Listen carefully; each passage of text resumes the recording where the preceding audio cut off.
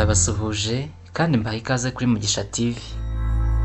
Kuri uyu wa gatandatu tariki 31 Mutarama 2026, Agiraneza Pacifique wamamaye nka Aga Promoter yakoze ubukwe na mukobwa Jana Asifiwe uzwi nka Micky mu birori byabimburiwe n'umuhango wo gusaba no gukwa.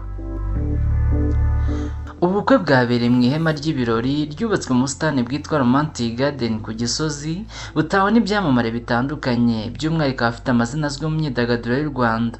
Ni imihango yayobowe na Imena Gitero ndetse n'abamenyi uzwi muri sinema y'u Rwanda, mu gihe Victor Rukotana ari we wasohoye umugeni.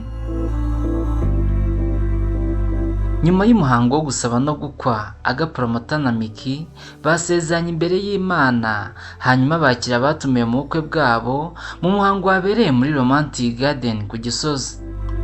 Aga Promoter na Micky bakoze ubukwe nyuma y'uko kuwa 27 Ugushyingo 2025 bari basezeranye imbere y'amategeko mu muhango wabereye mu biro by'umurenge wa Nyarugenge.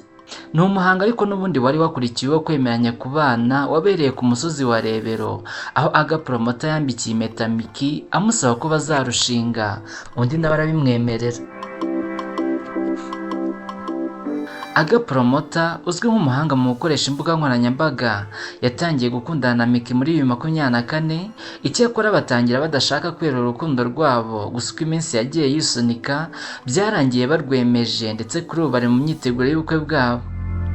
Mushimire wakurikiranye iki kiganiro cyose kuri Mugisha TV, mukomeze gukora subscribe kugira ngo ibiganiro byiza n'amakuru agezweho mujye mubibonera ku gihe. Ndabashimiye.